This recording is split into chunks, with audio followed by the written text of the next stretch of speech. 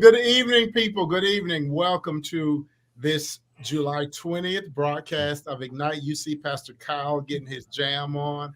You probably saw Pastor Kai getting his jam on at the very beginning. They're just like jamming their little bellies off, man, just like getting their jam on. So welcome. If you are watching right now, I want to encourage you to tag some folks, invite them to come on and watch with us tonight. We have another fantastic guest, very powerful young lady who is actually making her bid to become Kansas Secretary of State. But so that's that's on the surface level. I can make that general statement about her, but there is so much more to her, so much more to her story, so much depth to this person, and we can't wait to introduce you to her introduce her to you tonight to let you hear from her heart, let you hear her story. So I want to make a special plea. If you are watching right now and you know of young ladies who are dreaming about their future, they need to watch. They need to hear this conversation. If you are the mother of a daughter, you want them to hear this conversation. If you are a woman who's trying to figure out how to navigate through corporate America, navigate through structural systems and organizations, period, you want to hear our guest tonight. She is really going to be a blessing. I want to thank God for Pastor Kyle and Minister Kai for coming on. I call him Pastor Kai. He's Pastor Kai. He's pastor. You don't have to be pastor in a church to be a pastor. John Wesley said the world was his parish, right? Hey. So you're in the lineage of John Wesley. Okay, we can't limit you to one church or one location. You're a global pastor, Kai. Oh. Yeah, he's being nice because I was picking on him before we got started today. If you heard the song, I'm now working on my first single. I'm gonna drop it to this beat that we were playing. Okay, he said, "Knock and the door shall be open." I'm trying to kick one open. Hey, well, you know what? I hope Marty Bowie is watching because that's a track from our musician Marty Bowie. He has a website where he has thousands of tracks that he's done. And he's told me, I don't know why it took me so long to do it. He says, Pastor, you're out here buying this music or using other folks' music, and I've got thousands of tracks. So I went to the website, found a bunch of stuff, and found it integrated. So hey, if you're watching and you got a couple of rap lines, a couple of lines already laid down, we got the tracks for you. We got absolutely. Oh yeah, I'm ready to give Kendrick Lamar a run for his money. Let's do it. Let's go for it. Let's go for it. Let's go for it, man. Let's dream big. Let's dream big. I do want to just, before we get started, we'll talk about it more at the end of the broadcast. But of course, St. Mark, we are going to celebrate our 112th year anniversary, which is so amazing. This church has been alive and well for 112 years.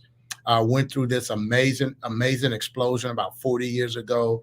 That was really a phenomenon that really should not have happened because you don't have the demographics in this area to have this kind of have a church grow into a church that size, but it just kind of happened, and it's inexplicable.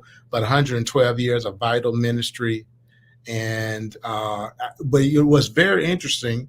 Linda and I were laughing about this, that the state of Oklahoma is 115 years old. So St. Mark, the state of Oklahoma is only 3 years older than St. Mark. That's pretty powerful.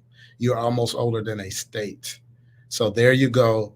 But we will celebrate Pastor Mark Hoover of the great New Spring Church here in Wichita will be our guest preacher.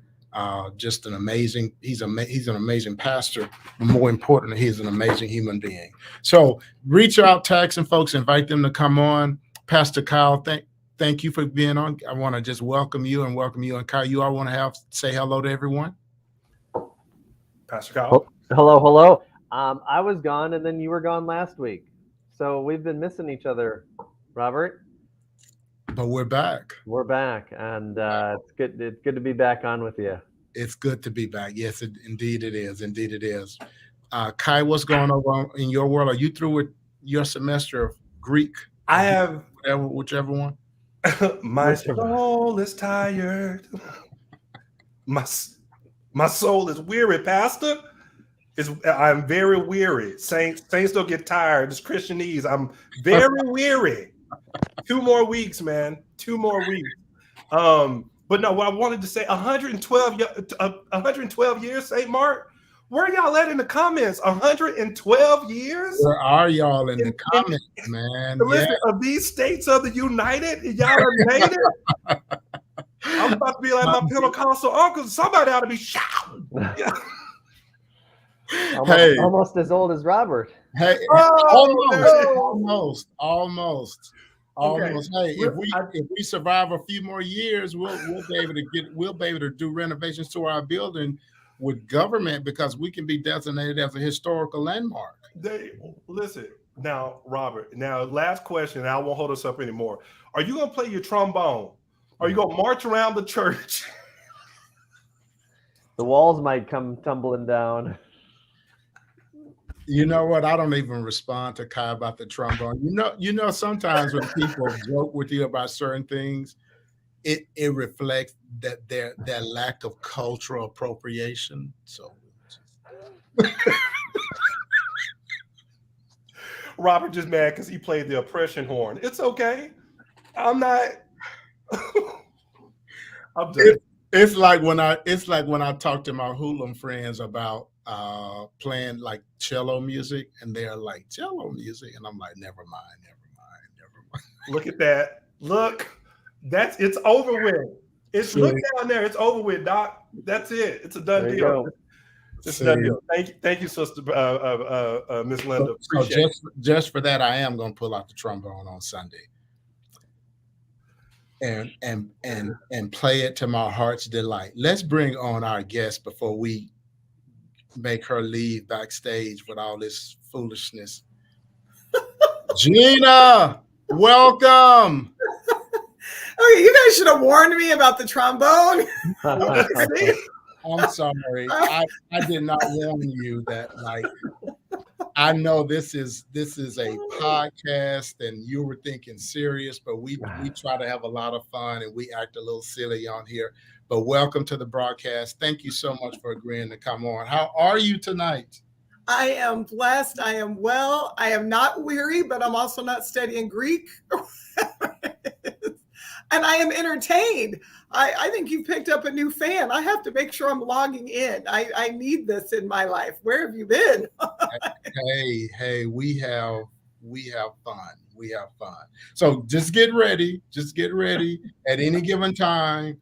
If we're cutting up, do not let that distract you from what you're saying and doing. You stay focused, and then just let us cut up in the background. But we're so glad you're here. I had the pleasure of meeting you a few weeks ago. You came to visit at St. Mark, and it was a blessing to meet you. And then I got a chance to hang out with you a little bit more at the Kiefer Kansas Interfaith Action Dinner. And I have every time I get a chance to spend time with you, I am more and more impressed. I'm so glad that you're running for public office. I'm so glad that you're running for Secretary of State. And we'll talk more about that. But I want to start here and just have you just share with our listening audience what's going on with you right now. What has you really excited, and what are you pouring your heart into right now? Well, first of all, I am super honored to be here. And I will tell you, when I got to go to St. Mark's, that was in the middle of kind of a campaign swing through part of the state. And I walked into your church, and I keep telling people there is a sweet, sweet spirit in that place. And definitely, that is the presence of the Lord. Pastor Yolanda stopped me and prayed for me right away. And then I was just so blessed. The music, the spirit, I just felt at home. And I want to thank you for that. I want to thank everyone from St. Mark's if you're listening, and I'm excited to come back. Well, what excites me right now is that I'm getting to meet a lot of people in Kansas, talk about the most important thing in our democracy right now today, and that is voting. It is something that people who looked a lot like me and like you didn't always have the privilege of doing. And it is something that is the only way that the will of people is heard in this country. It is our greatest tool, and we have got to fight for it, because unfortunately, there were people who didn't like the way the last election turned out, and they are going about the business of trying to make sure that people don't get a chance to vote, or that if people do vote, that those votes may not count. So I am out here to fight, to protect my fellow Kansans and all Americans, to make sure that they understand that your right to vote is sacred, it is sacrosanct, it belongs to you, and that everything that matters to you starts and ends with that. So that's what I'm out here doing. What I'm excited about is I'm getting to meet so many amazing people. I'm meeting them on the phone, I'm meeting them in person. As we joke in my house, I'm the talkingest darn thing you've ever seen in your life, because I'm talking a lot. But I'm also listening a lot. And so it has been wonderful so far. Wow. We want to, and this is a question we had, we sent you the map conversation. And one of the questions that I want to jump ahead and ask you that question now, because I've been, since people met you, and that was 3 or 4 Sundays ago, the St. Mark community met you. Folks got a chance to take pictures with you. It's a wonderful occasion. I've had people asking me since that time, Pastor, what exactly does a Secretary of State do? So, you'd be surprised. I know you're engaged in the work. You've already hinted at it, but say more about the role of a Secretary of State in a state. Thank you for asking. And, I will tell you, I'm not surprised that people don't know what it does, because on a national level, the Secretary of State, like when Hillary Clinton was the Secretary of State or Condoleezza Rice, those were really offices that were third in line for the presidency. They went out and represented our country all over the world. On the state level, the Secretary of State is your chief elections officer. This is a role that is charged to make sure that we both secure and that we certify the elections of the state.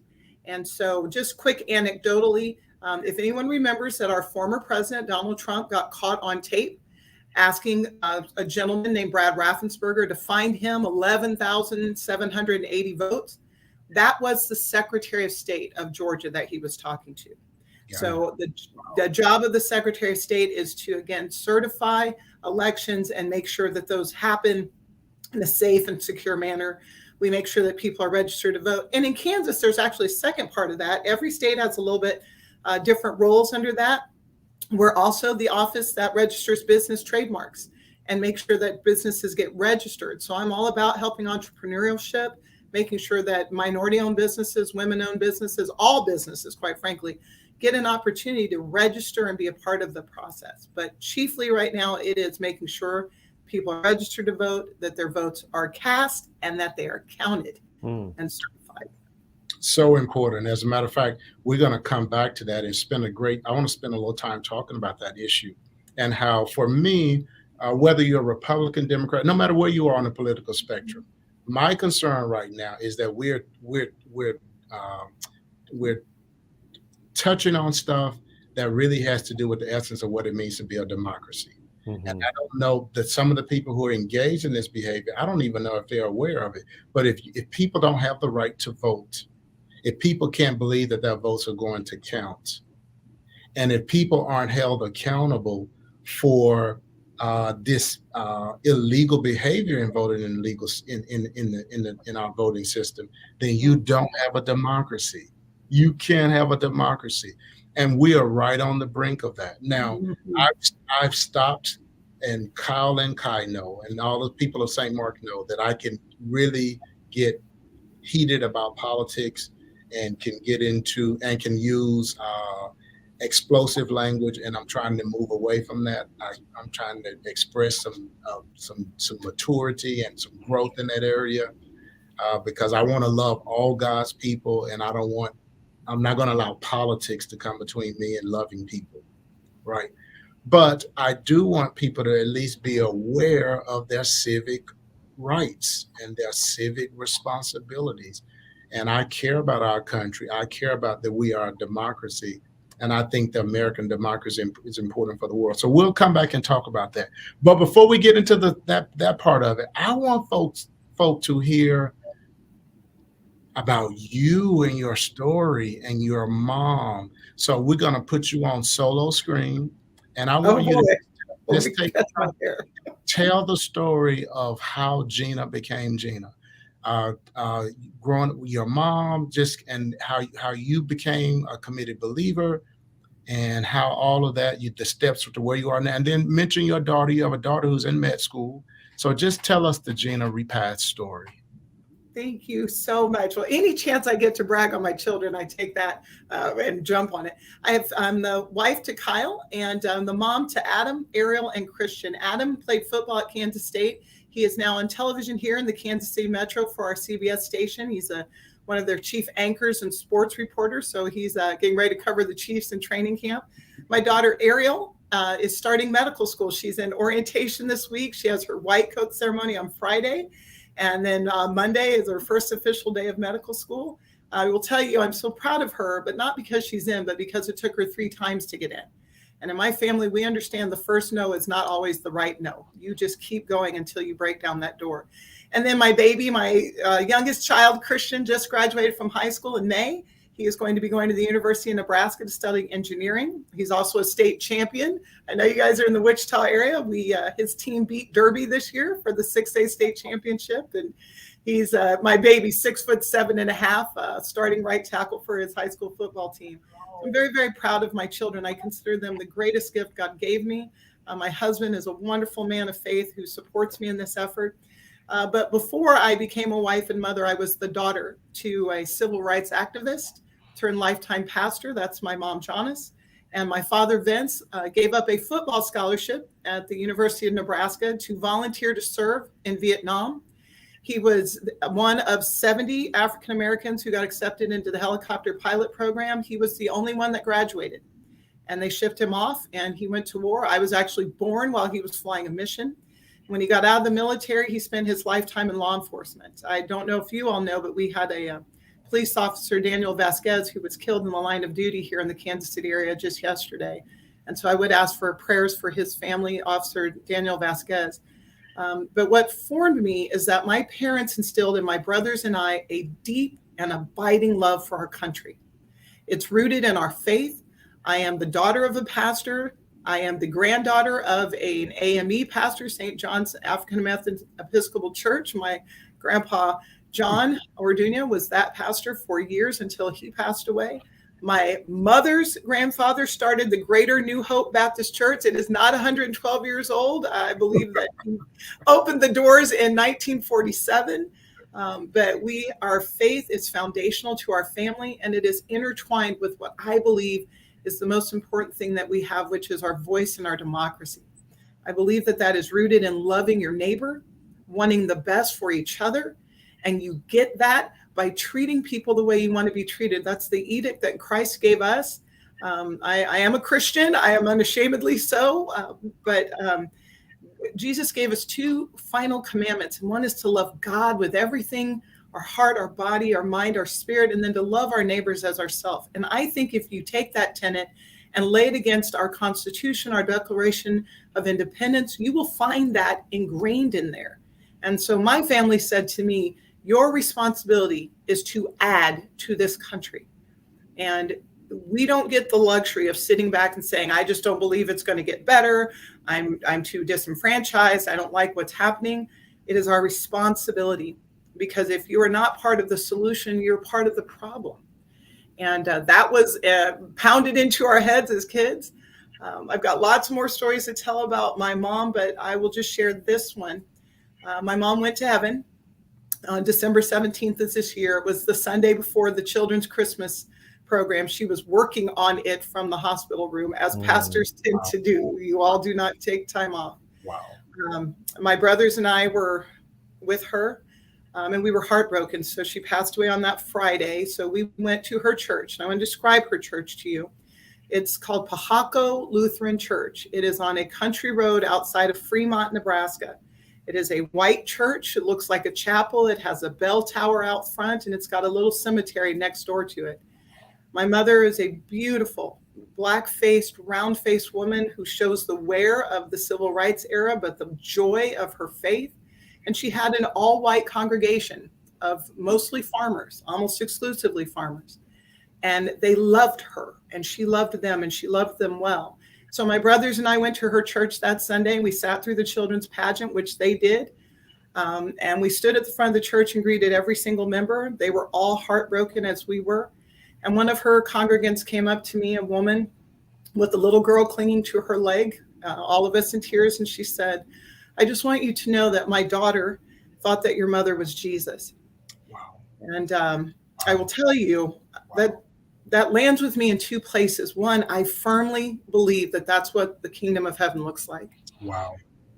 I also know that that's what this country is espousing to look like. And it only will happen if we don't give up the fight, where someone can see your heart and your spirit and understand the goodness of what you bring to the table and not just what you look like on the outside. That was the household I was raised in. That was the way my mother lived out her life. And I am doing my very best to honor all the things that she fought for, all the things she stood for, all the things my father fought for. And that's why I'm in this race. That is the foundational piece. I will do that with as much honor. But I do want to say to you, Pastor, it's okay to have that fight. It's okay to have fire. We got where we were because people were fired up and willing to speak that truth. And sometimes you have to speak that truth with passion. And I love that. So do not stop doing that. And I will not. Thank you for that encouragement. I just want to be wiser about when I do it and wiser about how I do it. But it's inbred in me, particularly when we talk about issues of injustice. When we talk about which next week, by the way, folks, we're going to spend the entire next Wednesday talking with Pastor Kyle about how we use power, which is such a huge issue. And before we jump to the politicians, we can begin with the church, how we use power in the church, how, pastors and all of us as leaders, how are we engaging in power? So we look forward to that conversation. So Jen, what an amazing story. Would you share just a little, and then Pastor Kyle will take the next question, but would you share just a little more? You share with me, so you told your mother, obviously an amazing person, super gifted, super passionate, committed, living in such a way that a child comes up to you and says, I thought your mom was Jesus. Pastoring a predominantly white congregation Lutheran church, beautiful old church in the countryside. But your mom also did some amazing work with gangs in inner city Omaha. Would you just share a little about that work? Thank you so much. When my mom became a Lutheran pastor, she actually got onto the ELCA Lutheran bishop's staff, and she actually did anti-racism training within the Lutheran church. And I want to just clarify, because she would clarify, this wasn't diversity and inclusion training. This was actually an attack on racism based on scripture and biblical principles. It was a very intense 3-day training that was done through the church all over the country. And she had done that for over a decade. And the Lutheran bishop asked her if she would go into the urban core in Omaha. Now, listen, I know people are asking if there's an urban core in Omaha. There are Black people in Omaha. Yes, there is. Absolutely. Absolutely. I just, by the way, was in there for my annual conference. And that was my first time to Omaha, and I was shocked at the size of the Black population. And there is an urban core, absolutely. But keep going. I'm sorry. Keep going. No, listen, I appreciate the backup on that. I used to have to convince people. There was a church there off of 42nd and Ames, and it was called the American Lutheran Church. It was built in the 50s, and as the neighborhood changed, and unfortunately, white flight, which it's okay to name things, happened, and the congregation voted to fold into another church, but the building was there. And the Lutheran bishop tasked my mother to go into that building and do community outreach. He didn't ask her even to build a congregation. Obviously, if worship could happen, that would be great, but he just said, go in there and build an outreach center. And so my mother asked me if I would join her in that, because my background, starting when I was 18, I started running a summer program called Project Embrace. My first experience was in the Logan Fontanelle housing projects. Omaha shamefully had a lot of housing projects at the time. The nickname for that project was, they called it Little Vietnam because it was so violent at the time. But that was my background, and my mom asked me if I would come and work alongside her, and I said, absolutely. Absolutely, I will. I had thought I might go to medical school, but I got married, had a baby, and was trying to figure out where the Lord would lead me. And he led me to the beautiful gift of working beside my mother. And the very first thing she did was start feeding people. And I know I am preaching to the choir here, but the very first way, that's what Jesus did. That's what we did, is just start feeding people. But by the time the programs were fully functioning, we had Bible studies with gang members. And we did sit right between the Crips and the Bloods. We leaned more into the Bloods territory, where that park is. And we had a drill team. We had a teen moms program in combination with Methodist Women's Hospital. We had after school programs and summer programs and college placement programs. And then we had Bible studies for the adults in the community.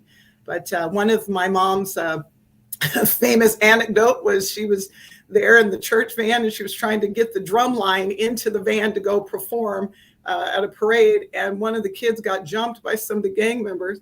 I had left in advance. I had already gone out. And mom shows up with her hair was kind of standing up. I said, what happened? She said they started to jump Mick, and I was grabbing kids and throwing them off and throwing him in the van. And I think she probably got home later and was like, what just happened? But in the moment, as pastors tend to do, she jumped right in and she was fussing out kids. You're not doing this here. You go here. But it was a great, great privilege. Because here's what I will say about gang members. They're still children, most of them. You don't often see 22, 23, 20. These were 16, 17-year-olds who wanted someone to not be afraid of them. No matter what they want to put on, like, I'm so bad, tough, be afraid. They want someone not to be afraid of them. Yes. They want someone to say to them, I see you. I love you. You matter. You matter to me. You matter to God. And you matter in this world. And that's what we said to them. And that's like, hey, do you want a candy bar? Because we have lots of food. But that's how we reach them. And then my mother, let me be clear, Mom preached to them.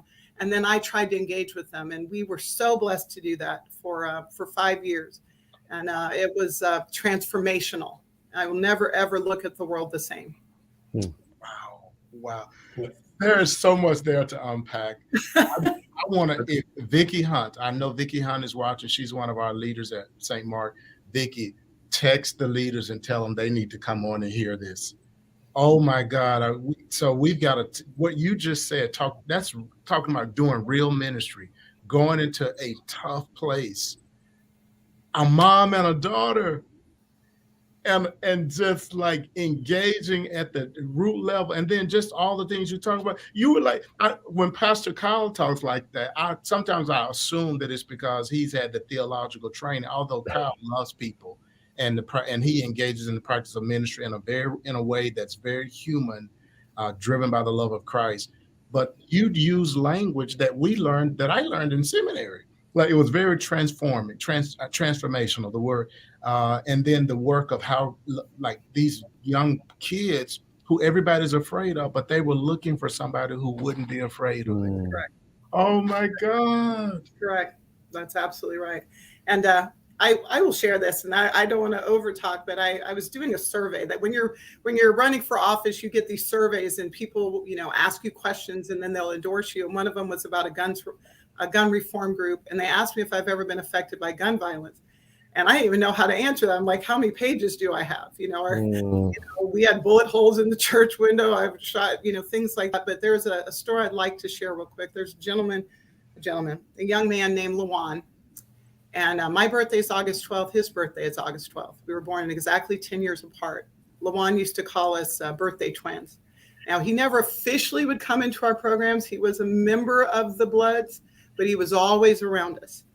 And one day he was coming by and my mom was getting ready to close up. And he said, are you closing up early? She said, well, it's Friday. We've done with the tutoring. And Lawan looked at her and said, well, I guess I just have to go get in trouble since you closed. She said, hold on, let me open the door. Let's go in here. And he and his little cousin came and they just did a one-on-one Bible study or two-on-one Bible study. Now, here's the end of the story. A few weeks after we lost our funding and the doors closed and the Lutheran church decided to go in a different direction, Lawan and his cousin were out trying to steal a car radio.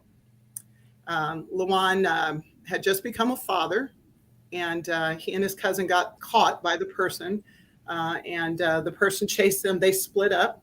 He chased Lawan. Unfortunately, he shot him 6 times in the back, and that baby died in the street. He was 17 years old. I know this because our birthdays are on the same day, 10 years apart. I was 27. And so as I was trying to answer this question on the survey about gun violence, and I have several more, that's the one I brought up. And it was because stealing a car radio is a dumb, adolescent, unintelligent, immature thing to do, but it should not cost you your life. Mm-hmm. Now, I'm not saying the person didn't have a right to chase them or chase them off or anything like that, but the access to that gun, firing it intentionally into someone over a radio, that was a precious life lost and a life full of promise. So I share that with you to say these are real people, real stories, and real impact. So Pastor Kyle, if you're doing that work, I say God bless you, keep doing it. And for everyone who is doing that work, anyone who can hear me, do not let fear, do not let evil, do not let any principality stand between you and being out on those streets is Mm. the most important thing that we can do. Wow. Yeah. Yeah, Kai, please. If I can pedal my little tricycle into it. But I just want to, people that are listening, if you listen to this webcast every week, I want to make sure I tie this back to the previous 2 weeks. We were talking about critical reflection, right? We're talking about, as believers, being intelligent, being engaged, asking questions. We also said that when we reflect, right, what happens when we reflect is that, well, we wind up thinking through our theology. We find of solutions and things that we can do that are very hands-on, very practical in our community. So whether that's repurposing buildings, meeting people where they are, thinking about how we show up in the political sphere, thinking about how we vote, why we vote, right, and the impact that has. That's one of the callbacks I want to make. Number two, in the story that you just heard, one of the key things, no matter what we're talking about some political challenges that we have now, some things going on in the church. In the story that was just shared with us, just like in the scriptures, nuance and context matter, all right? Because sometimes we make things so black and so white, but the truth is there's shades of gray and there's all these details. The beautiful thing about our faith is it equips us to handle the details. It equips us to have the bravery, not only to engage in deep intellectual thought and actually be challenged in what we believe, but it gives you the courage to go out and do the work that needs to be done. Often when we talk about harvest time and what needs to be done, we're ready to go fight when it feels like we can either type it, we can type it, or we feel like we're stopping some great big enemy from taking something that we already have. But if your faith is where it's centered, which is in serving, then your faith should give you the courage to go fight for those who do not have. Amen. And Amen. Box away. Amen. Kai, as Linda would tell me all the time, when I was on Facebook, social media, venting my opinions about stuff, my passion, and about issues of justice.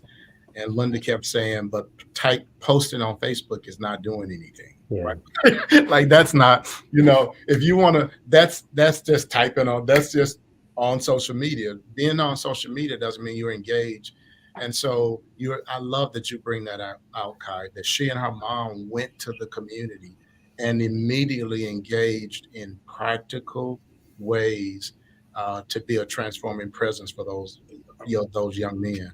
Right. And I mentioned Kyle because Kyle does, like when Kyle talks about what they're doing at Journey Church, it's engaging people at the gut level. It's not this. It's based in critical reflection. You can tell he's done that, but it's addressing the real life mental health, all the stress that people are under. Not just talking about race relations, but actually reaching out, building bridges with communities. Participating in other churches, not just building your own church and your own kingdom, but actually going and participating in the life of other churches. Those are the kind of hands-on things.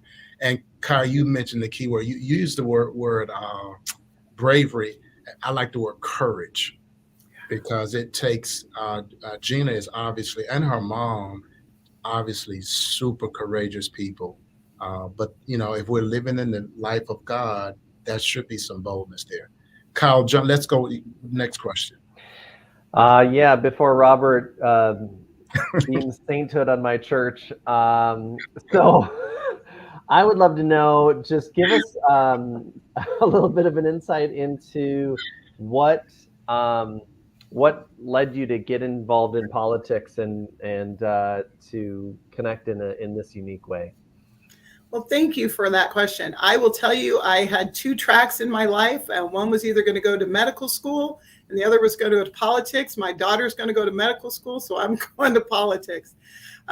In all seriousness, it's one of those things, how people in your family are like, well, we knew this person was going to do this. In my family, when I announced that I'm going to run, the whole family, extended family, all the cousins were like, yeah, like no one was surprised. I was like, hey guys, it's a big announcement. They're like, yes. But that again goes back to my household, both of my parents. I want to honor my father as well. His deep love for the country, his understanding of the fight and struggle that got him to a place where not only could he give up a scholarship to college, but he could not only serve his country, he could raise his family. And the responsibility was now ours. I usually leave with this anecdote, but I'll say it now. You know, the World War II generation, anecdotally, was the generation that saved the world from that axis of evil. But then the civil rights generation changed the world, inexorably changed us. And from that point in 1963 and the 1965 Voting Act till now, we started to coast. We got very comfortable. And I'm saying that because that's what my parents kept saying to me. You guys are very comfortable. Don't be comfortable being comfortable. And unfortunately, you never coast up. You only coast this way. There's only two things you can do. You can stop or you can go down. And over the last administration, and really even before that, but in that last administration, I saw how quickly things can be reversed that other people fought for me to have. Other people fought for their neighbors to have. And as my mom would say this about racial justice is about Black people and white people. It is about all people. It is freeing white people from the sin of racism. And, you know, if we are not vigilant, we are not doing anyone a favor, ourselves or our white brothers and sisters or our Latino brothers and sisters, no one. It's all of our responsibility. And if we got comfortable, which we did, and then we had a wonderful African-American president, but guess what happened right after that?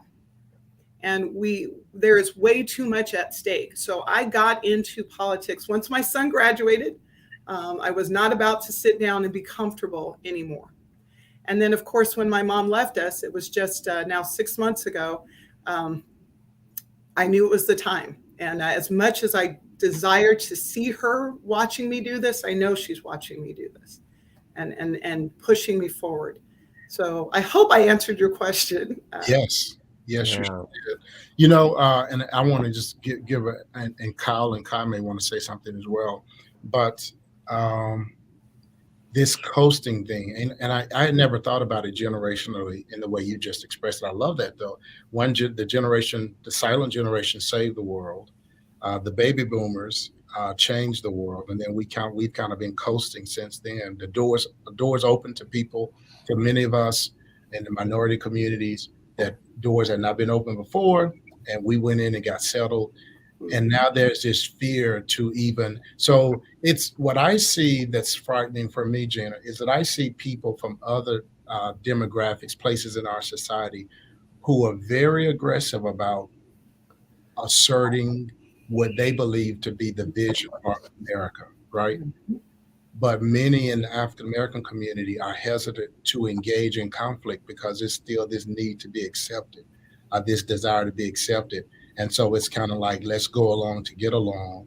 And it's kind of like this fear of going into what I call dark places, which are engaging in conversations with people about things that are very uncomfortable, but being willing to do the hard work, having the courage to do that, but having a goodwill to do that, like caring enough about people. It's like in a marriage or in a friendship, when two people stop fighting, that's when the marriage is over.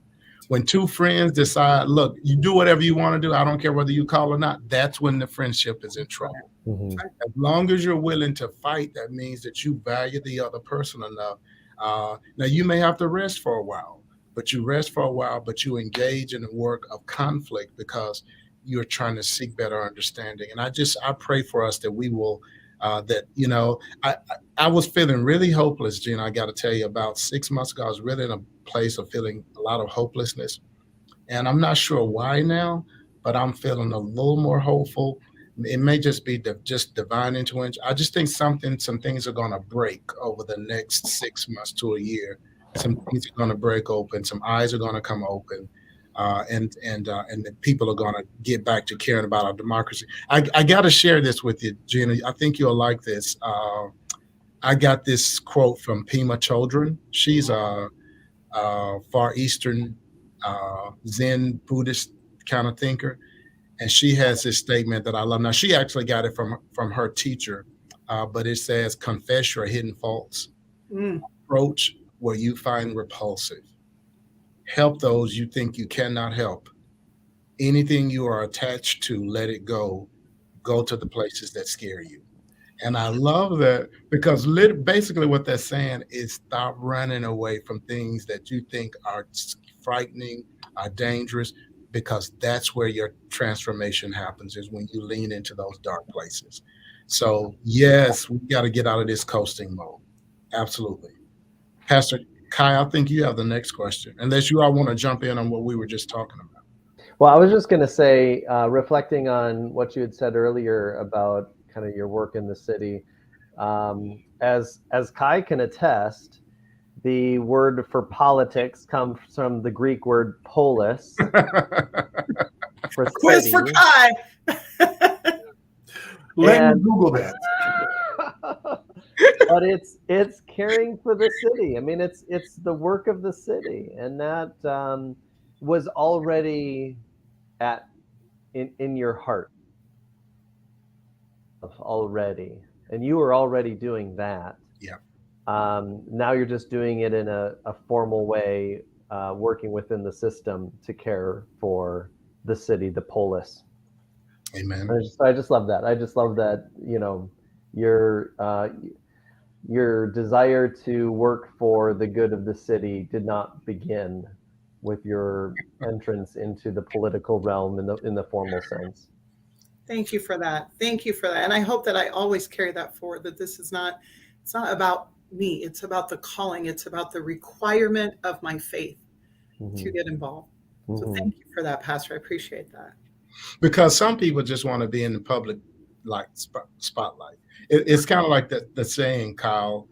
Some people have something to say, and some people just want to say something. Right? Write that down. Hey, and let me be honest. I do a little bit of both of those, Kai. Sometimes I just want to say something. I don't know what I want to say. I just feel like I need to say something, right? But Jeanna, like, she's not looking for a spot. She's not doing what she does. You bringing it out, Kyle, because she wants to be a politician, or because she wants to serve people and blessing to her city and to people around her. And she was bred in that. And so she's living out this legacy that was really nurtured and passed on to her from her parents. So absolutely. Thank you. Absolutely. And what's the thought? Sometimes we spend so much time, right, asking the question, what do we want to do, instead of really honing in on the question of who do I want to be, right? And how your being can really inform your doing, right? Just to begin to take care of that. And so, like, that's the whole picture you painted for us, right? You talked about the service of your father, service of your mother, service in your grandparents. You talked about these different denominations that have run in your family, this Christian ethos, right, that has just been through the generations and led you all forward. And so since we're here, I know that sometimes for folks, we work really hard to get the separation of church and state. Personally, I love it. I'm glad for it.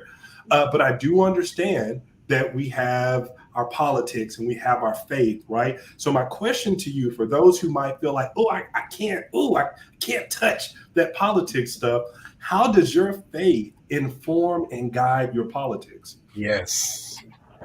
Thank you. Thank you. Great questions. And I love these questions. Believe it or not, I've gotten some questions about my hair and things like that. I'm like, really? That's what we're talking about? Okay. So thank you. I'm working hard for that. Anecdotally, I'm going to say this. There's scripture that talks about gleaning the fields and leaving a percentage of your harvest for those who do not have.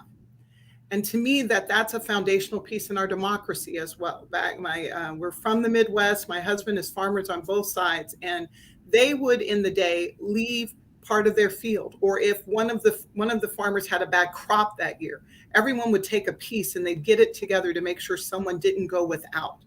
I think for me, my faith informs all of my decision making, because if I'm not loving God first, then I'm putting who first, and that's me. And trust me, nobody needs me to be in front of anything. I know enough to know that. But then two, it is loving someone else as much, if not more, than I love myself. And that's the root of the democracy, saying that what matters to my neighbor matters to me, and our voices come together, and the majority voice is what decides what's in the best interest of all of us. So they are layered together, but I will tell you where it ends. It ends for me when I have to say to my Muslim brothers and sisters that if you're not a Christian, you don't have a voice in this democracy. It ends for me if I have to say to my Jewish brothers and sisters that if you are not a Christian, you don't have a voice in this democracy. Because Christ didn't say that to me. Obviously, I want to go out and preach the word. For me, that is talking about Jesus Christ as my Lord and Savior, as the risen Son of God. But it's also about accepting and loving that God is big enough for all of us, and the differences in our faith. And in our democracy, there is room for everyone at this table. You know, the whole, what was it, a melting pot that we were supposed to be before we started putting up borders and saying it's a melting pot only for people in a homogenized way. That is the heart of the democracy for me. I think those things are very congruent. And they only diverge when I'm trying to influence that. Because I will say to a lot of my Christian friends, it's like, okay, but what happens if you get a majority Muslim body politic? Oh my goodness, the hair goes straight up. So the point is, there is a point to separate as we engage with each other, even though that's my base foundation. So I hope that answered your question. Oh yeah, I said that is a fantastic answer. I hope that the body, okay, all denominations of Christian PayPal, hope you were listening. I love that answer. And as you were talking, you know, the thought that just immediately just kind of settled in my soul was that so many times, and this will probably set up next week's conversation very well, is I think that the reason we get hesitant in those areas is because I guess much like many biblical communities, or maybe even the Pharisees, is that we turn to the scriptures because we want a sense of power instead of turning to the scriptures for a sense of passion. Wow. And we talk about the passion of Christ, right? And you nailed it. You said, and I hope people heard this, you said, but in this democracy, the idea of gleaning these fields and leaving something behind, but you said in this democracy, I'm gearing my perspective because my question is not how can I come in first, how can I help my neighbor win? That's passion. That is not power. And I preach that in the church. I preach that in the DEI space when I have very progressive people that I have to turn around and I have to tell them, I said, if our play is power, then we're setting ourselves up to become oppressors. That is what that is. But if our play is passion, asking others to see our humanity, to trust that we want the things that they want, which is to do the things we love with the people we love the most, then what can we not accomplish, right? So I love what you said right there. It is, being in a democracy is not necessarily about who has the most power, but if we can change that dynamic to say who has the most passion, it's particularly passion for others, right? So thank you for that. It's refreshing to hear that from someone going into the political space, and I hope that listeners are encouraged and find a way to reflect on their faith, engage critically, and find a way to live out their faith in a way that's authentic and show up in public spaces and keep their civic duties. And keep it's so amazing. So we've been talking, Jeanna, our previous guest, we did 2 weeks with him, and we were talking about critical reflection. And I call it a spiritual discipline. And for Christians, how we should engage in the work of the spiritual discipline of critical reflecting on our faith to make sure that what we do is lining up with what we say we believe and what we, and you did it so well that you made it so clear that the operating theology for you in engaging in the public sphere is to love others as I love myself. And that if I take that serious, there's no one I should say I don't, there's no one that I refuse to love. That's exactly right. And then Kai brought in the power piece, which is Kyle. You got to hear, if you get a chance to tune in next week and hear Kyle talk about the power piece. He's really done some deep reflection on it, has some healthy insights about it.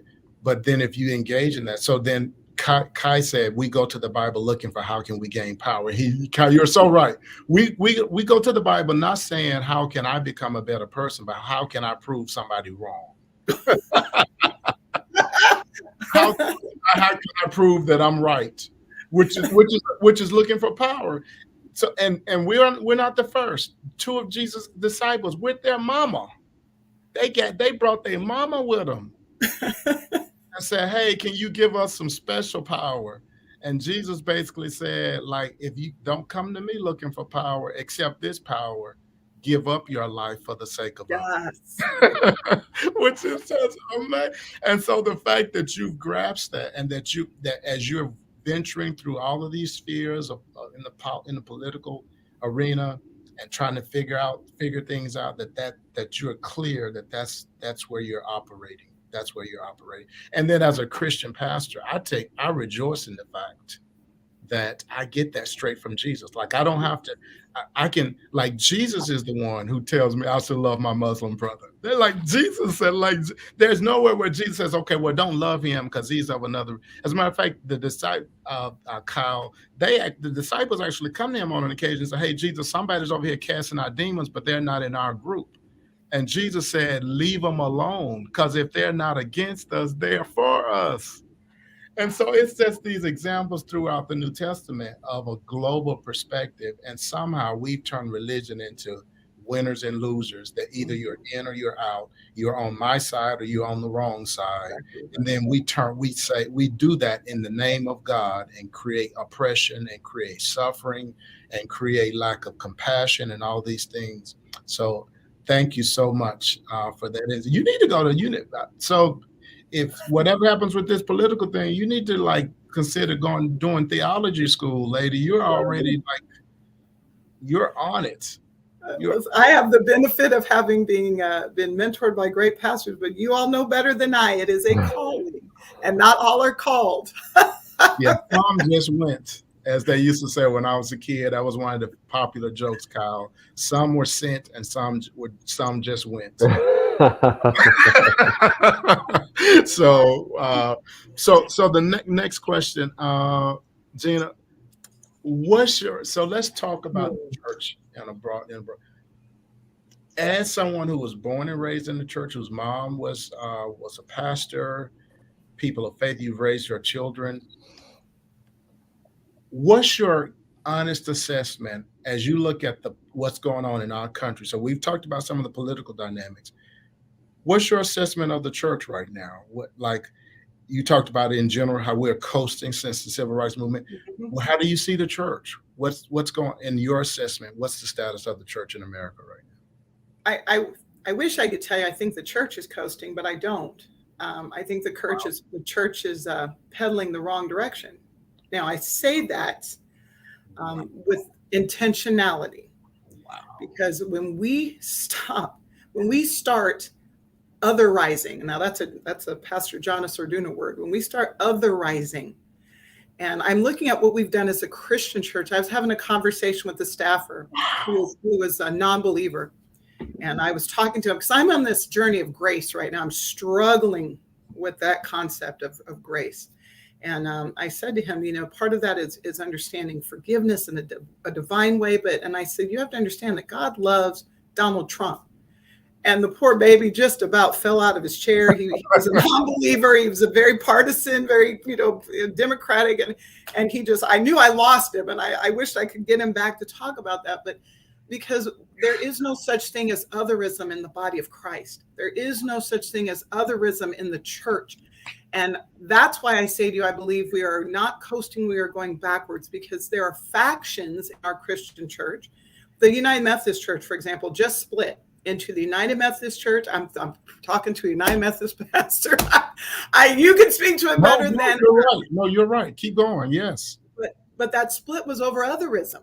Otherisms. Yes. Otherism. We've got an evangelical, which, I have a whole thought process on that, but the evangelical Christian church in the South, so to speak, that is engaging in otherism and bringing that into politics. And that, if you believe a certain way, or if you vote a certain way, you're no longer part of this body of Christ that we belong to. And we are not doing the right thing. And I don't have an answer as to how to fix that. I do leave to the men on this panel and others who are called to that. Good luck. But I will say I'm watching it. It is heartbreaking. in all seriousness, let me just be very vulnerable with you right now. It is heartbreaking because I am meeting so many people and young people who are trying to get re-engaged in the political process. There are issues that have fired up some of the young people, and I'm glad to see it. But then I turn to talk to them about faith, and they just gloss over. I can't even break through there. Right. And that is because as a church, the body of Christ, we are not pedaling in the right direction. That's right. Wow.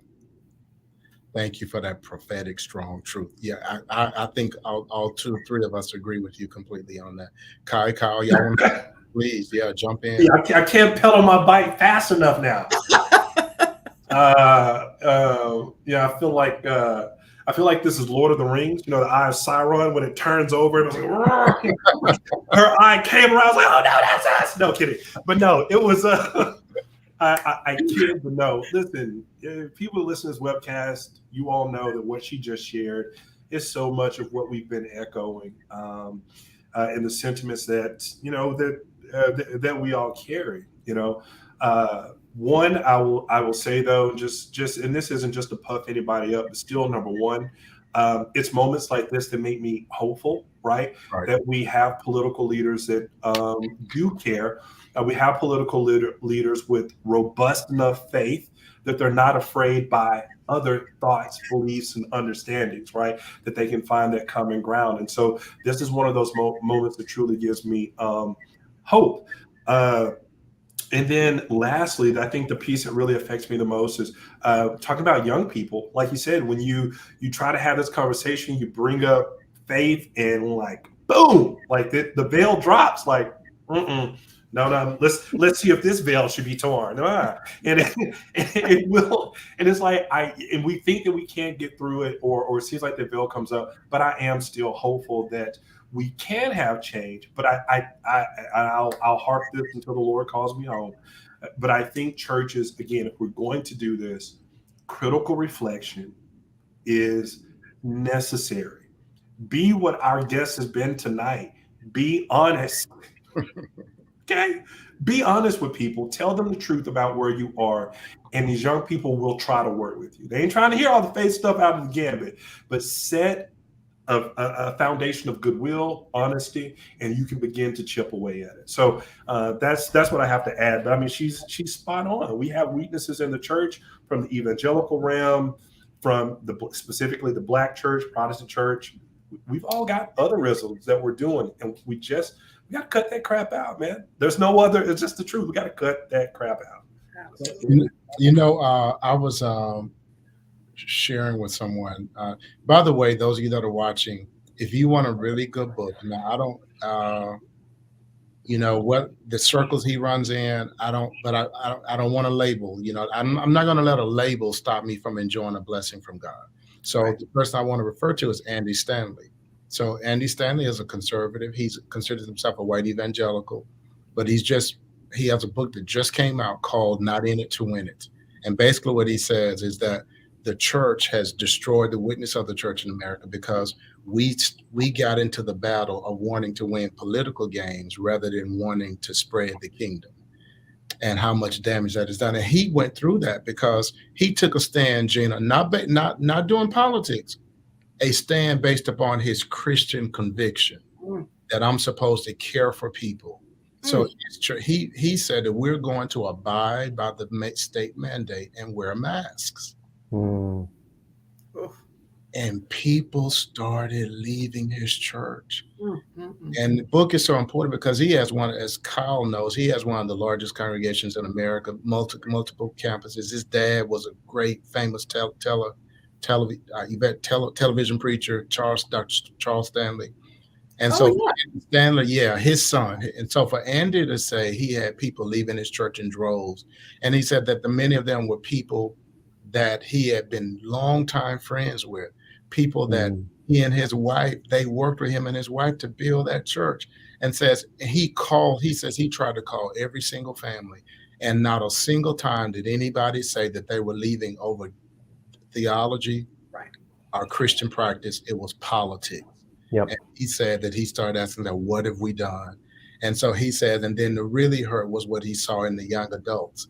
because the young adults were saying, see, we knew it all along, that once you get beneath the sermons, the songs, and the pretty worship, Christians care about the same junk that everybody else cares about, and that's winning in politics. So there's a couple more examples of that. Greg Boyd talks about this, that this was way back, George Bush era, and people wanted him to endorse Bush for president way back. And he simply refused to endorse Bush. He didn't say one way or another. He just says, that's not what we're about.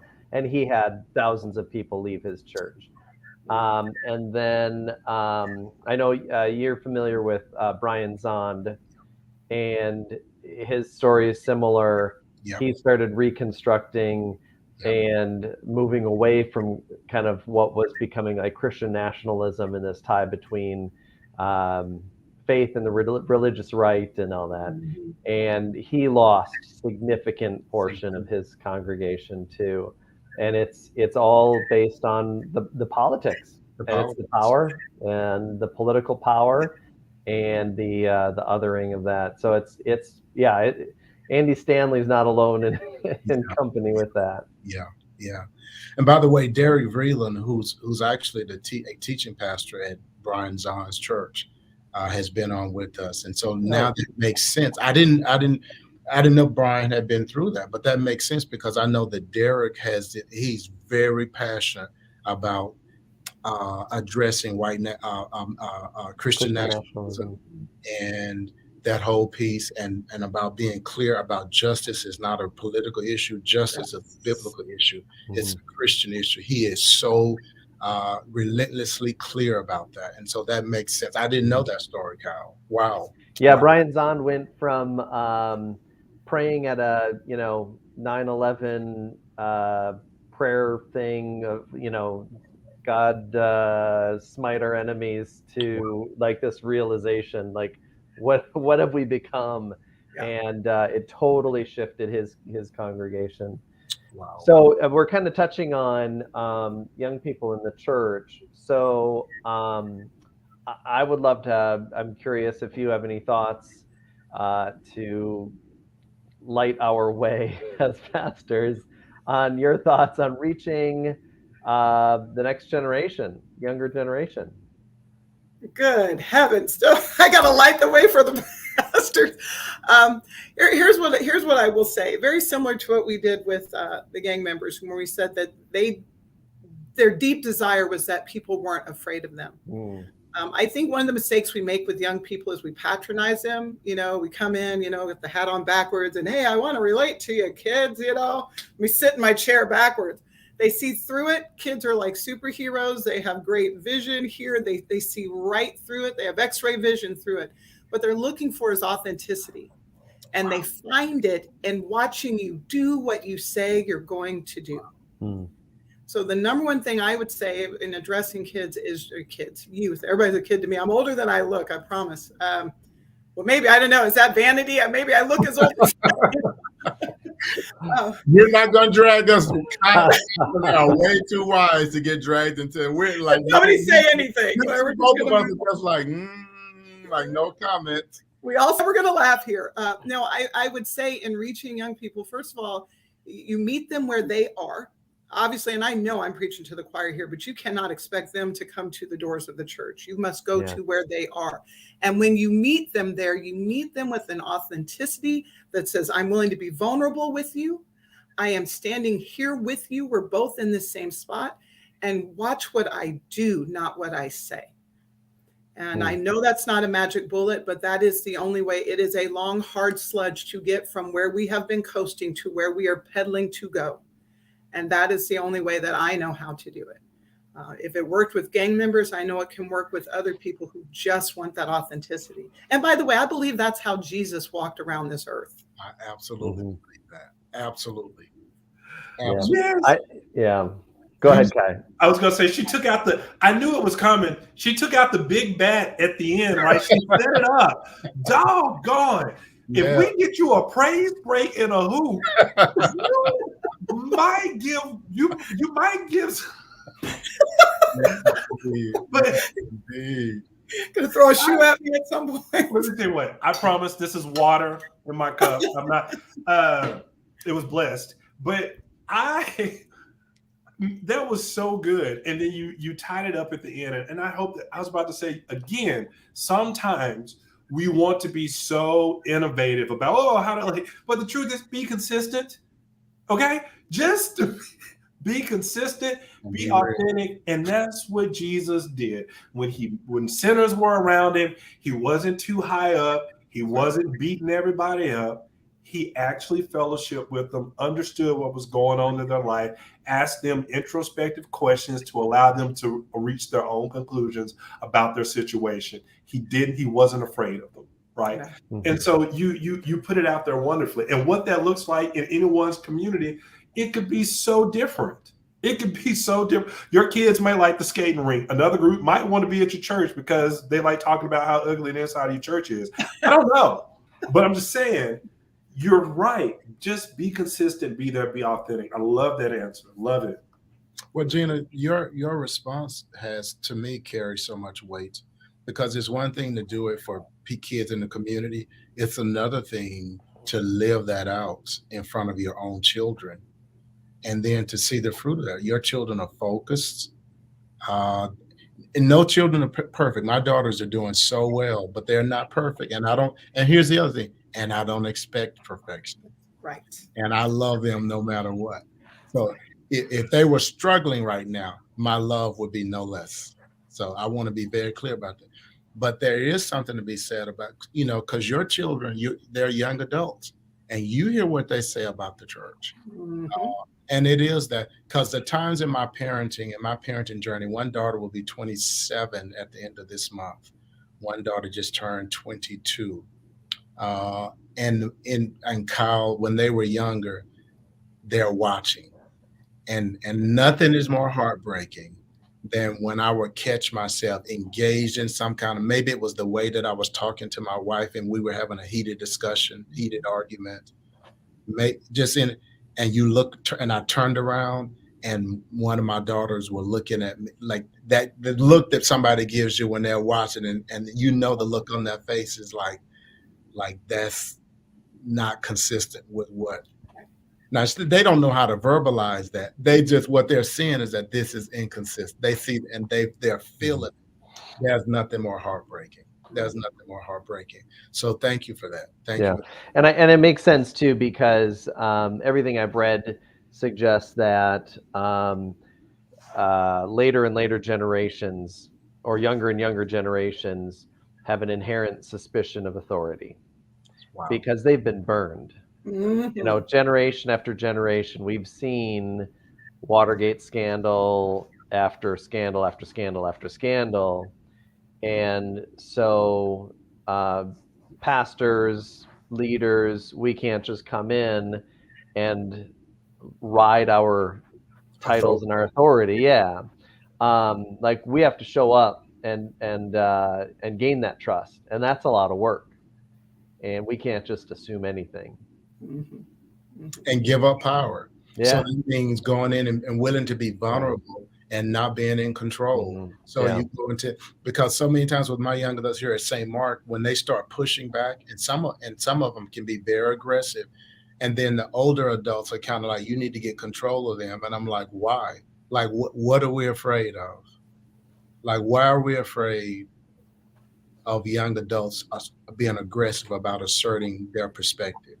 Like what? So that means that we're not willing to give up power, Kyle. We're not willing to give. We want to use our authority to control. We're saying we want you engaged, but we want you engaged on our terms, and all those kinds of games, which is not authentic. So, man, that's so helpful. Kyle, go ahead. Yes. Oh, Jeanna. I'm sorry. I just wanted to jump in, please. Yes. To add one more anecdote, because this is I can't take credit. This was my mother's thing. It's finding that sweet balance between judgment and guidance. Yes. And here's what she meant about it. Here's what I meant about it. When I talk about meeting young people where they are and being authentic, newsflash, some young people have sex out of wedlock. Some young people drink alcohol. Some young people engage with cannabis. Some young people say swear words. Some young people sneak out. We have to have guidance for them, and we're guiding them into the ways that we believe the Lord would have them go. But we have to do that without the kind of judgment that will turn them away. Yeah. And that is a sweet balance, because that's what kids see as inauthentic. Yeah. It's like, are you telling me you never drank? Well, there's a lot of people who never did. But are you saying you were chaste till you got married? Well, some people were, but that is not exactly the world they live in. Right. And anecdotally, there was a young man in a prayer group that my husband was leading with the football players. And all of a sudden he stopped going. And I asked him one day, I said, I won't say his name, but I said, why anymore? And I said to him, you know that in your heart that's not true. He said, I don't think God would like the things I'm doing. And I know what he was doing. And it was in a context where I actually caught him in front of the rest of the team. They were at a football team dinner, so I couldn't dig in that moment where I wanted him to go. But it is finding that sweet spot between guiding them into better behavior versus judgment. And I think that's where we lose a lot of young people. We don't have to give them permission to do everything under the sun, but we also need to understand that when they look at us, they think we're judging them. And I don't know anybody who wants to be judged. Nobody wants to be judged. Nobody wants to be judged. And every young person has to take their journeys. When they get to a certain age and we're no longer in control of the decisions they make, then you really have to give up power. And then you practice the work of vulnerability and trust, and both trust of your child, but trust of God as well. Yeah, about on any given day, 40 years ago, 30 years ago, on any given day, where was I in my journey? Right? There were plenty, look at Kai, days when I'm sure that I was pointed in the wrong direction, in the wrong place, the wrong mindset. But thanks be to God that God didn't give up on me or where I was on that day 30 years ago. That God loved me and allowed me to take this journey to become a better human being. So why would I not allow that for my own children, right? Like, why do we want our children to skip all the years of trial and go from being sweet little adolescents now to becoming mature adults who make great decisions? And we're just going to skip all that in between, right? We're going to skip the identity crisis. We're going to skip all of this, the peer pressure. Just skip all of that and go from being that sweet little 5-year-old who saw daddy as a hero to now being a 40-year-old woman who just thinks just like that. So, even Jesus had to walk that road with his own disciples.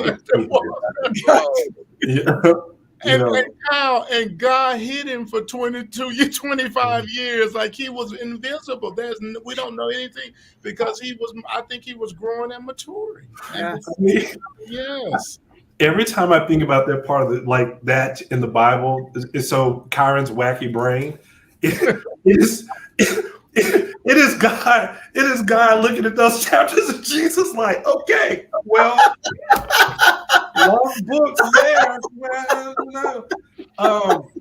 And then I didn't know, Robert. It did not say in the show notes that our guest was a prophet. She was naming off drinking and other things, and I was like, "Now hold on there, prophetess."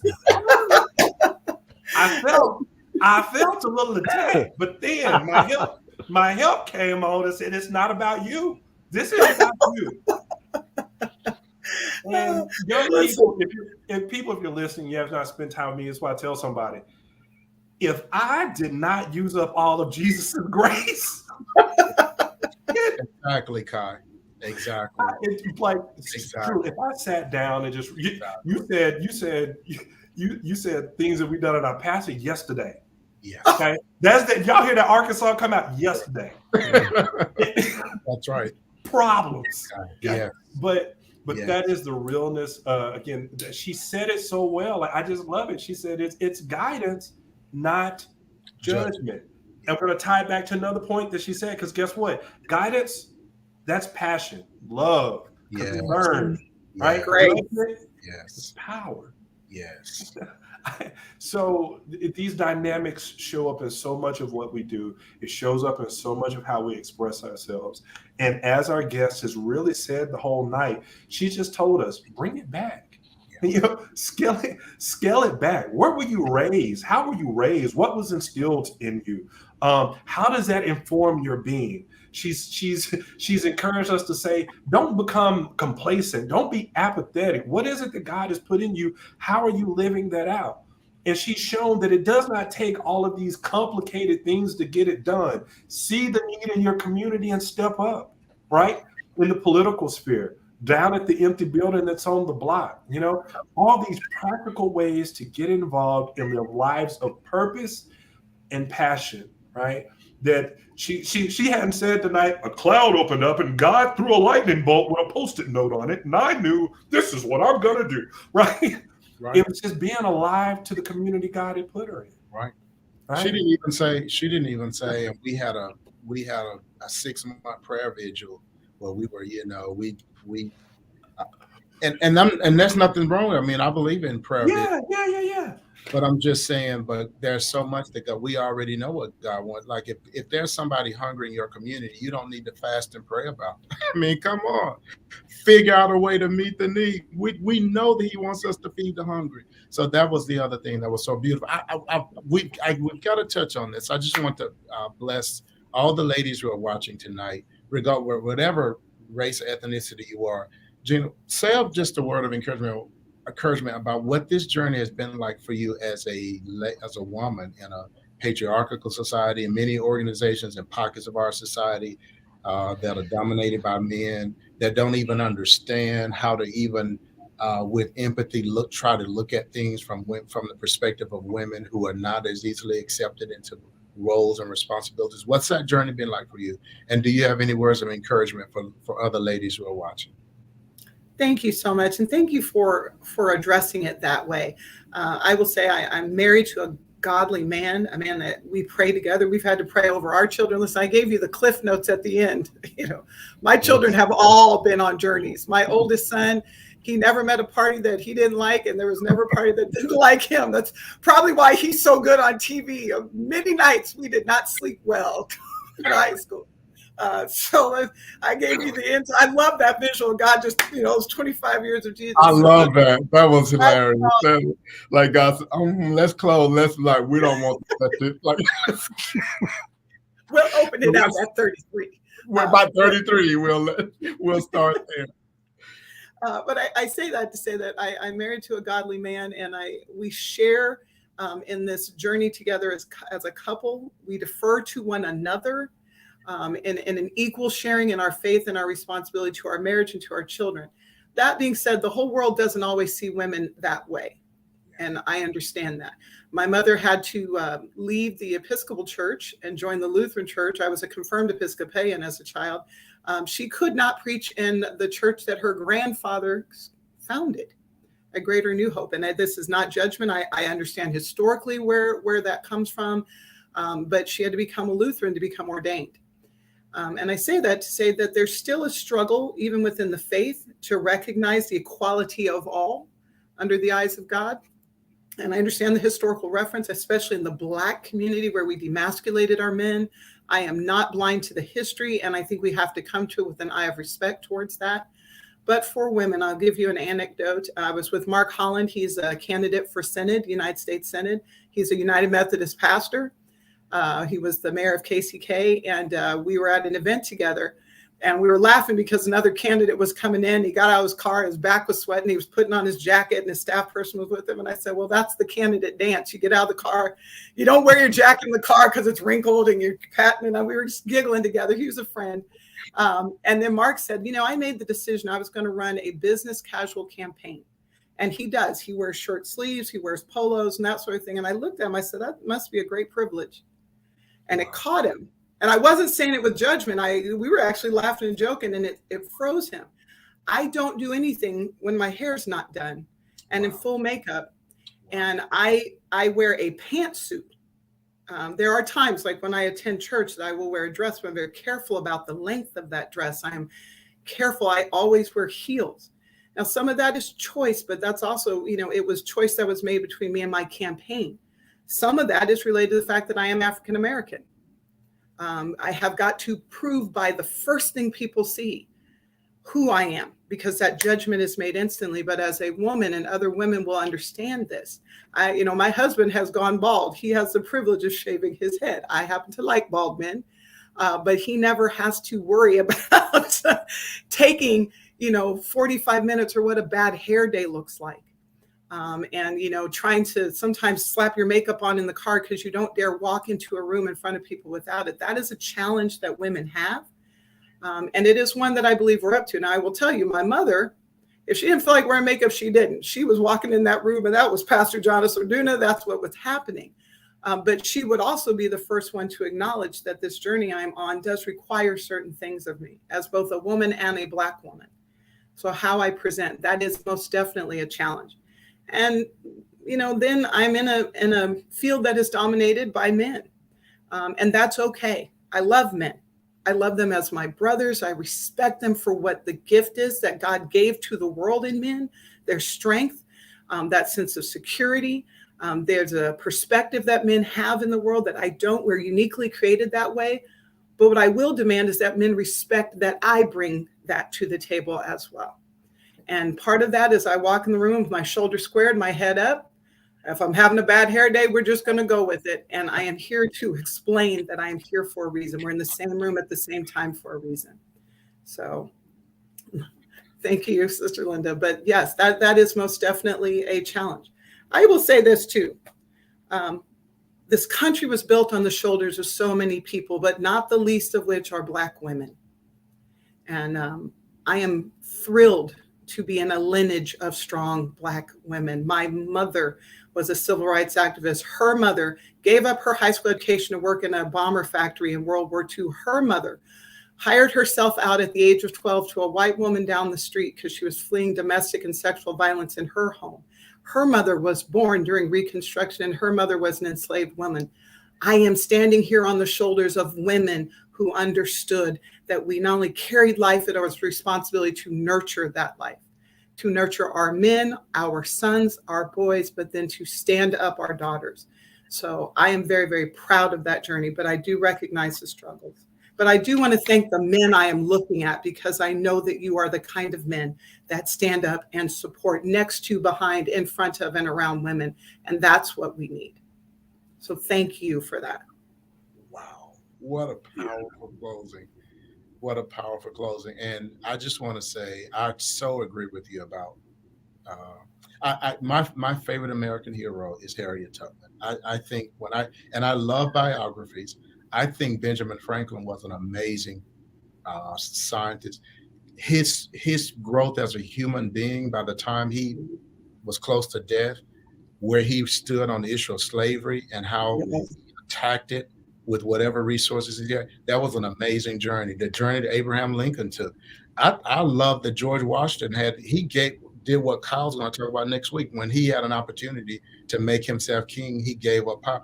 There've been some amazing, but Harriet Tubman had no privilege, no power, and no money. And she was the lowest. She was a Black slave. She's Black and a woman who was also ill, would have these seizures.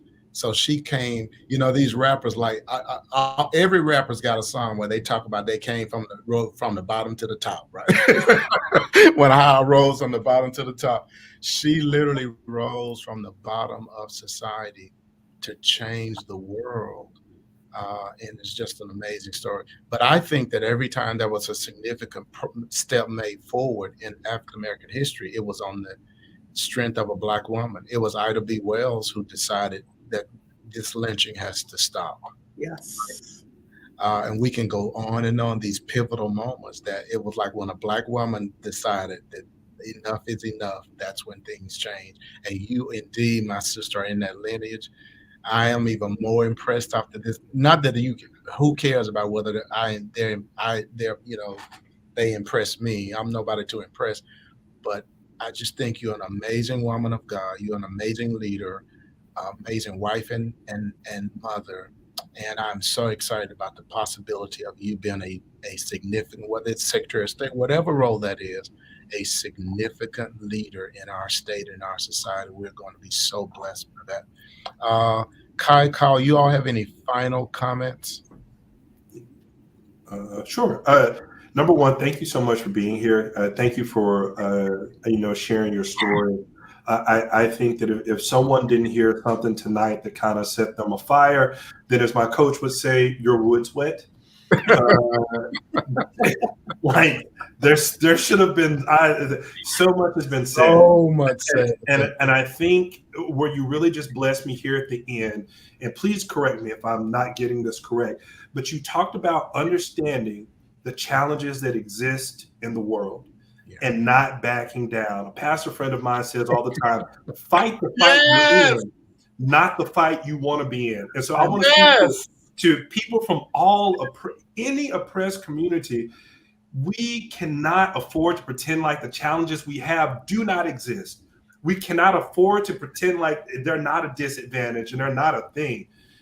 I want to use strong words here, but I'll be danged if I'm not going to prepare myself for the game as it is right now. Playing basketball, football, whatever it is, you go in with a strategy to win the game now.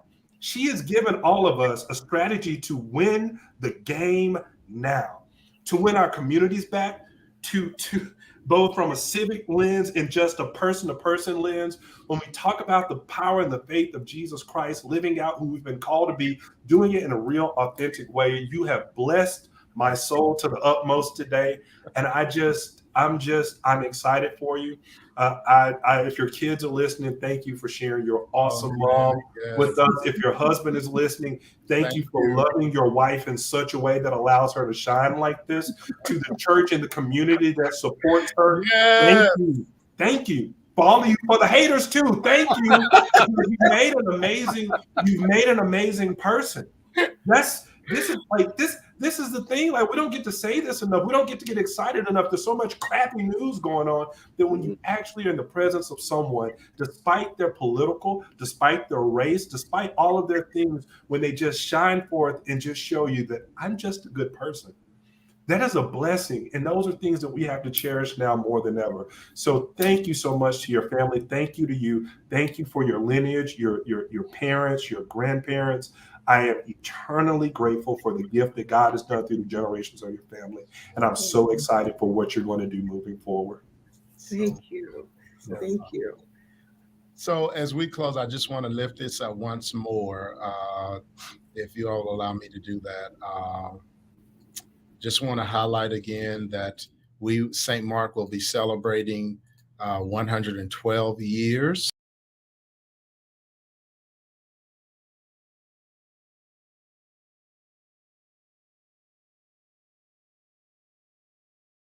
Me from the moment I got to this city, he has come again and again, and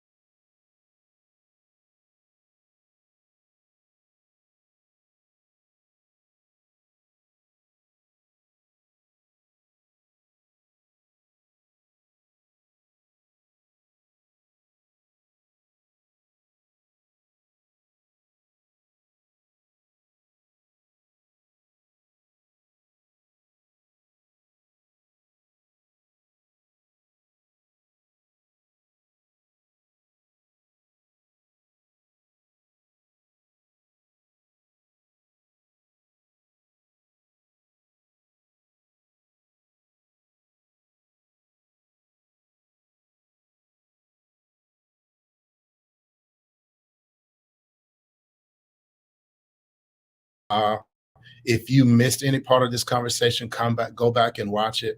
As Kai said, Jeanna said so many things tonight, so many things to the very end. You had me in tears, Jeanna, on your words about as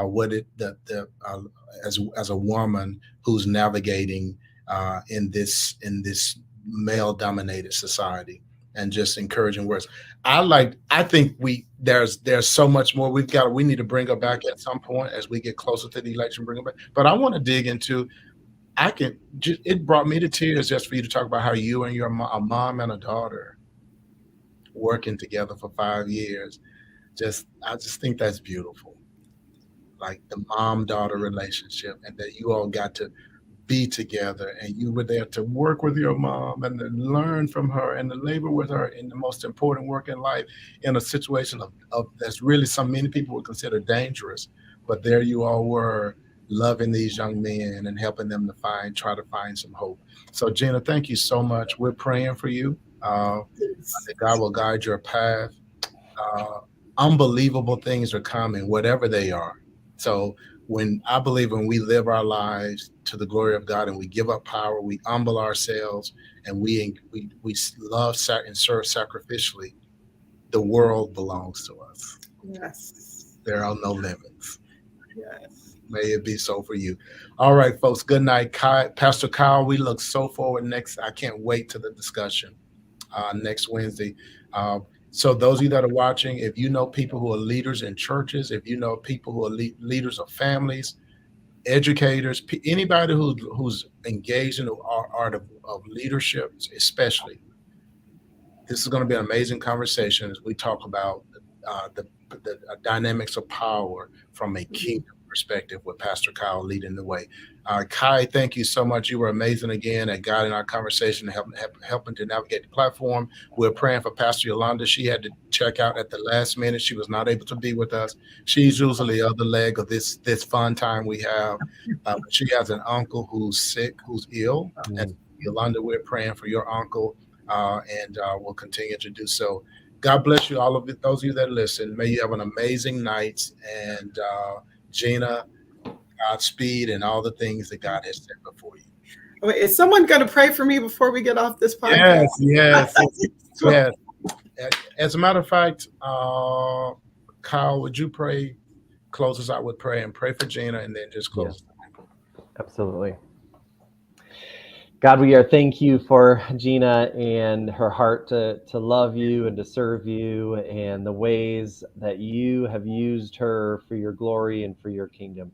We thank you that you have implanted in her a passion to serve and to care for the least of these, and to uplift and to use the gifts and the ways that you have gifted her to love and to enter into a world that is so often dominated by people who do not look like her, and to give her a voice and a passion. Yes. And so we're so thankful for the conversation tonight and the ways that you have touched each of us as we have heard her story and heard her heart.